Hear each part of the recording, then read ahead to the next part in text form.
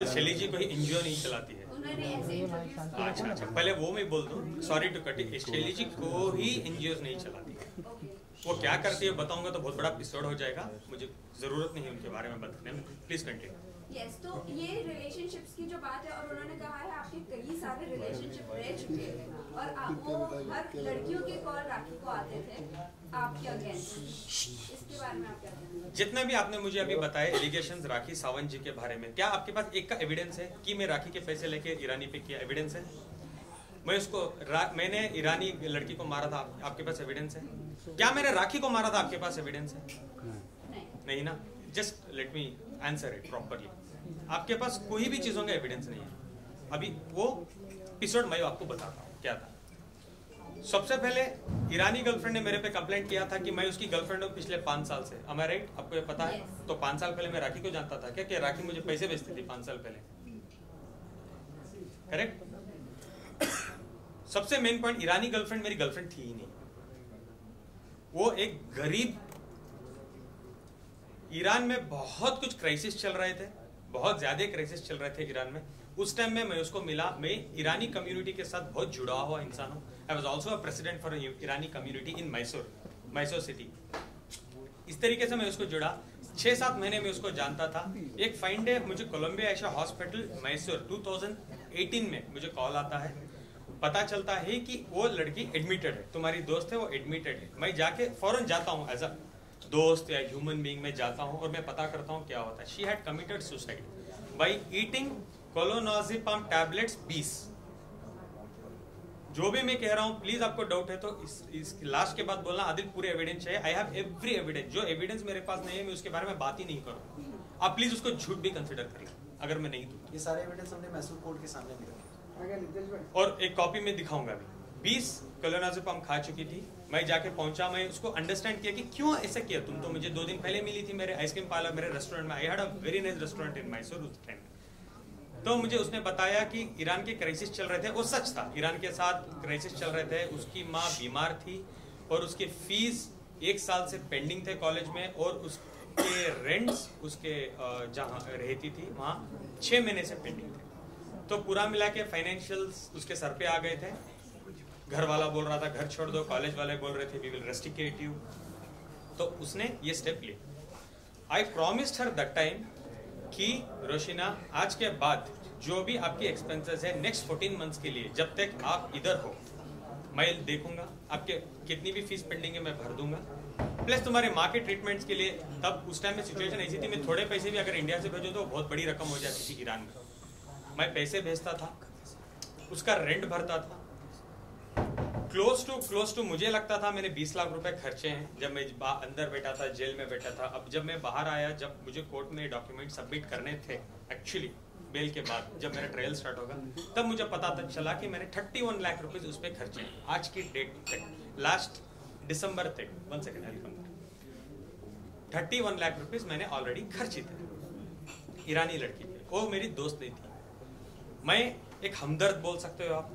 हाँ, अब ये भी बोल सकते हो कहीं एक पॉइंट पे मुझे उस लड़की पे थोड़ा सॉफ्ट कॉर्नर भी था। आप उसको गर्लफ्रेंड नहीं बना सकते। अगर वो मेरी गर्लफ्रेंड होती, जो स्वभाव मैं रखता हूँ, जो नेचर का मैं लड़का हूँ, इसमें ये भी बोलूंगा कि when it comes to girl मैं बहुत अच्छा, बहुत रेस्पेक्ट करता हूँ। अगर वो मुझे जानती तो वो बिल्कुल रेप के केस करने में बिल्कुल वो दिलचस्पी नहीं रखती थी मेरे पे। और एक चीज मैं आपको बता दूं इन एडिशन, नवंबर 2022 तक आदिल के अकाउंट से उस लड़की को पेमेंट जो भी है वो जाती रही। शादी के बाद राखी को ये बात मालूम हुई, ठीक है, शुरू में वो शी वाज गुड, ठीक है, यू आर हेल्पिंग सम, लेकिन एक टाइम के बाद शी स्टार्टेड ऑब्जेक्शन कि तुम अपना पैसा सिर्फ क्यों दो। अब नीचे बैठ तो जाओ। आप देखोगे कि नवंबर 2022 के बाद आदिल ने पैसा देना बंद कर दिया, बिकॉज इसका सारा इन्वेस्टमेंट राखी की तरफ डाइवर्ट हो गया था, जो भी अमाउंट था। उसके बाद लड़की ने जो कहा है वहाँ पे FIR में कि 2 साल पहले ये सारा सो कॉल्ड इंसिडेंस हुआ था।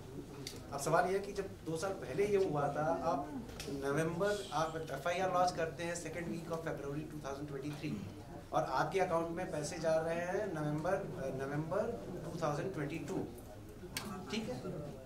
तो अगर आपके साथ वो इंसिडेंस हुआ था तो आप पैसे क्यों एक्सेप्ट कर रहे हैं? और तीसरा, आप एक बहुत ही रेलेवेंट पॉइंट है कि 6 फरवरी की आधी रात को उशीवारा पुलिस स्टेशन में आदिल के अगेंस्ट में राखी सावंत शुभा एफआईआर लॉन्च करा during the course of remand और बेल एप्लीकेशन जो भी था। उसी टाइम पे जैसे ही राखी जी को समझ में आता है कि यहाँ से on the basis of evidence हमारा केस सस्टेन नहीं करेगा और इसको बेल मिलेगी ही मिलेगी, ठीक उसी टाइम पे सेकंड वीक में, फर्स्ट वीक में राखी सावंत का एफआईआर होता है, सेकंड वीक में ये ईरानी लड़की वहाँ पे मैसूर में एफआईआर लॉन्च कर देती है। तो नेक्सस समझ में आता है कि कैसे एफआईआर, क्योंकि जैसे कोर्ट में पता चल जाता है कि आदिल को पुलिस कस्टडी, जब वो लोग आके मांगते हैं 21 दिन की पुलिस कस्टडी, जब कोर्ट जुडिशियल कस्टडी दे देता है, just to clear this point, जैसे मैं जुडिशियल कस्टडी में जाता हूँ मैं बेल अप्लाई कर सकता हूँ, जैसे उनको पता चल जाता है तो हम लोग एक जीत हासिल कर चुके थे। इमीडिएटली 8 तारीख को राखी जाती है मैसूर, मेरे पूरे दुश्मन इकट्ठा करती है, प्लस ईरानी लड़की को जाके मिलती है और बोलती है 3 लाख रुपए कैश भी देती है और बोलती है मैं तुम्हें स्टार बनाऊंगी, मैं तुम्हें एक बहुत बड़ी अमाउंट दिलवाऊंगी, अगर तुम मुझे फॉलो करोगी तो 25 से 50 लाख रुपए हम आदिल से ऐंठेंगे, प्लीज आप मुझे एक हेल्प करो। उसे मैसूर सिटी पुलिस कमिश्नर के पास लेके जाते हैं, आप लोग देखे होंगे वो कमिश्नर को मिली थी, जाके मिलके एक एफआईआर लॉन्च करवाते हैं 376 रेप। उसमें उसने ही लिखा है कि मैं आदिल को 5 साल से जानती थी, आदिल ने मुझे 1.5 साल पहले आके रेप किया है, तो 1.5 साल तक तुम क्या चने खा रही थी क्या कंप्लेंट देने का? 7 तारीख को मेरी एफआईआर हुई है, तुम आके 10 तारीख को केस कर रहे हो यार। नहीं, तुम बेवकूफ समझ रही हो क्या लोगों को या जनता को, किसी को भी? तुम क्या सोचे आदिल एक दिन नहीं आएगा, आदिल नहीं आके बोलेगा ये सब स्टोरी, आप ऐसे ही कर दोगे, आदिल को खत्म कर दोगे। 10 तारीख को तुम क्यों आके रेप दे रही हो? सबसे पहले गाइस, जनता, देश, व्हाट इज रेप? रेप क्या है? एक लड़की के साथ आप गलत करते हो, उसको जाने बगैर, उसको रेप बोलते हैं। जो निर्भया, वो व्हाट, बहुत सारे केसेस हैं रेप के, उसको बोलते हैं रेप। 5 साल का रिलेशनशिप रेप होता है क्या? सॉरी, मैं थोड़ा गुस्सा हूं बिकॉज ईरानी लड़की के साथ आपके रिलेशनशिप, एक सेकेंड, तो ये भी होता है कि इट इज ऑल्सो इम्पोर्टेंट। मैं 10 बार बोल रहा हूँ दोस्त है, अब दोबारा लेकिन आपने रिलेशन का मतलब संबंध होता है, उसको वाइड एंगल में देखिए। 31 लाख रुपए आपने उस पर खर्च किए, राखी ने उसे 3 लाख दे दिए और वो मान गई। आप ऐसे क्यों बोल रहे हैं? कौन से ग्राउंड्स पे आप बोल रहे हैं कि वो राखी ने जाके उसको पूरा बैठ के बात किया, ट्रैप किया। ये भी वीडियोस इंस्टाग्राम में है कि जब राखी सावंत जाके ईरानी लड़की से मिली है मैसूर में, बात कर रही है, 3 लाख रुपए दिए एज एन एडवांस और उसको बोले मैं मिनिमम मैं ट्राई करूंगी 50 लाख रुपए ऐंठूंगी आदिल और आदिल की फैमिली से। बाहर आने के बाद मेरे बहुत खास दोस्त भी ये चीजों में शामिल थे, वो जानना चाहते थे कि क्या हो रहा है एक्चुअली। 2 लोगों के बीच की, एक मिनट मैं बोल देता हूँ, नहीं, 2 लोगों के बीच की बात की थी। राखी, मेरे थोड़े दुश्मन भी हैं उसमें, और मुझे जेल में मेरे 1-2 दुश्मन को, जो राखी के 2 भाई हैं मैसूर जेल में, वो अंदर भेजती थी मुझे बात करने के लिए, और वो मुझे खुद बोलते थे देखो आदिल, ऐसे तो तुम बाहर नहीं आओगी, ऐसे तो तुम्हें सजा हो जाएगी, तुम एक काम करो, एक 50 लाख की डिमांड है, छोड़ो 50 कहाँ से तुम भी दे सकोगे, अंदर बैठे हो, चलो एक 25 लाख रुपए में क्या मैं बात करूं? अगर तुम 25 लाख रुपए देने मानते हो तो ईरानी और राखी दोनों खड़ के आके कोर्ट में बोलेंगे कि हम चार्जेस हमारे वापस लेना चाहते हैं, आदिल के ऊपर जितने भी हमने चार्जेस लगाए हैं हम वापस लेना चाहते हैं, और बेल ही नहीं तुम्हारे केस भी रद्द हो जाएंगे, 25 लाख रुपीज। मैंने कहा सर, ब्रदर, व्हाटएवर, 5 महीने से कस्टडी हो गई है मेरी, क्या ही हो जाएगा अभी मेरे साथ? ये बात पहले करते तो एटलीस्ट मैं कुछ जुगाड़ करता और मैं रफा दवा हो जाता, मैं जिंदगी में मीडिया के बाहर नहीं आता। एक पॉइंट मैं आपको से बोलना चाहूंगा, एक इंसान को इतना ही डराओ जितना वो डर सकेगा, इतना ही डराओ। बॉम्बे जेल में मुझे डाल दिया था 7 दिन, 8 दिन, 10 दिन, अगर उसके बाद मुझे बेल होकर मुझे छोड़ देता ना इजीली, सच में बता रहा हूँ मैं जिंदगी में नहीं आता मीडिया के सामने, मैं इतना डर चुका था। उसके बाद मैसूर में डालो, वो करो, ये करो, जेल के अंदर बैठ के मेरे पे एफआईआर करवाते रहो, फाइंडे ऐसा आ गया, जो होता है देखा जाएगा। 10 साल बैठूंगा तो 10 साल, बाहर आके बात ही करूंगा, मैं मेरी लड़ाई खुद से लड़ूंगा। आप समझ रहे हो मैं क्या कहना चाह रहा हूँ? जो 25 लाख रुपए, सबसे पहले मैं 5 महीने क्यों था मैसूर जेल में? पहले 3 महीने तो ऐसे निकल गए, 1.5 महीने एमएलए इलेक्शंस थे मैसूर में, उसके बाद 1.5 महीने का वेकेशन था, वेकेशन था तो 3 महीने गुजर गए। उसके बाद मेरे एडवोकेट जो अल्ताफ उनका नाम है, मैसूर में, he is a very well known advocate and my brother too, वो बोले कि तुम्हारी चार्जशीट फाइल हो चुकी है जिसमें आपकी रिपोर्ट्स में ये भी है कि नेगेटिव, आपने कभी भी उस लड़की के साथ सेक्स नहीं किया है। Negative reports, am I correct sir? Negative reports आ गए हैं, तो आपको इस ग्राउंड्स पे अभी बेल हो जाएगी नेक्स्ट 10 दिन में।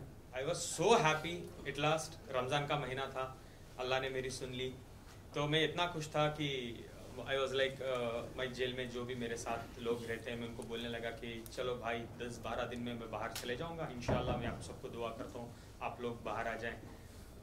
Sorry to divert from the point, जेलों में ना बहुत लड़के लड़कियों के चक्कर में जेल काट रहे हैं, झूठे झूठे केसेस। बहुत लड़की जाके बोलती है रेप, तो उठा के जेल में डाल दो। लड़का जाके कुछ बोले तो कंप्लेंट दो, एनसी करो, सोचेंगे 10 बार बुलाएंगे, इंक्वायरी क्या है, प्रूफ क्या है, एविडेंस क्या है। आप लॉ पर भी एक लॉ सिस्टम पर भी क्वेश्चन आप I will come that, I will sit to the Guys, last 3 questions. 1 minute। तो क्या हुआ था लास्ट एक सेकेंड कंप्लीट तो करने दो।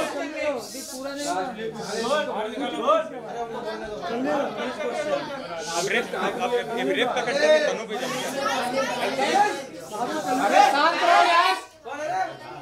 पूरा मच्छी मार्केट बना दिए। चलिए शुरू कर।